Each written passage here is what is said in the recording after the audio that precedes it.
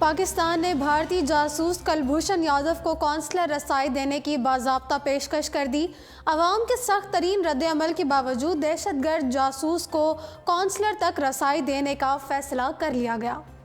عالمی عدالت میں بھارت اپنے حاضر سروس جاسوس کلبھوشن یادو کا مقدمہ ہار گیا تھا، تاہم عالمی عدالت نے کلبھوشن کو قونصلر رہائی دینے کا حکم دے دیا تھا، جس پر ماہرین قانون کے مطابق اس کا حق صرف پاکستان کو ہے کہ وہ دہشت گرد جاسوس کلبھوشن یادو کو قونصلر رہائی دینے کا فیصلہ کرتا ہے یا نہیں۔ ترجمان دفتر خارجہ ڈاکٹر محمد فیصل کا اب کہنا ہے کہ بھارتی جاسوس و دہشت گرد کلبھوشن یادو کو قونصلر رسائی دینے کا فیصلہ کر لیا گیا ہے، اب صرف بھارت کے جواب کا انتظار ہے۔ ترجمان نے بتایا ہے کہ بھارت کو قونصلر رسائی سے متعلق جمعے کو آگاہی کر دی گئی تھی۔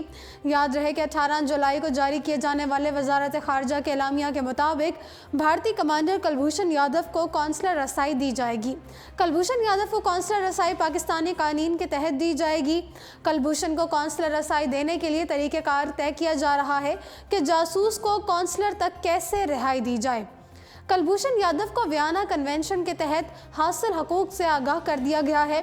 واضح رہے کہ پاکستان نے کلبھوشن یادو کیس میں بھارت کو عالمی عدالت میں شکست دی تھی۔ عالمی عدالت نے فیصلہ سنایا تھا کہ کلبھوشن یادو بھارتی دہشت گرد ہے اور اس کا حسین مبارک پٹیل کے نام سے موجودہ پاسپورٹ بھی اصلی ہے۔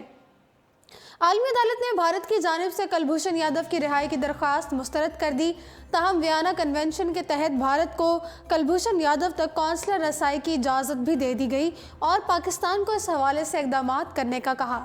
دفتر خارجہ سے جاری بیان میں کہا گیا ہے کہ عالمی عدالت انصاف کے فیصلے کے مطابق کمانڈر کلبھوشن یادو کو ویانا کنونشن کے آرٹیکل 36 کے پیراگراف 1B کے تحت حاصل حقوق سے متعلق آگاہ کر دیا گیا ہے۔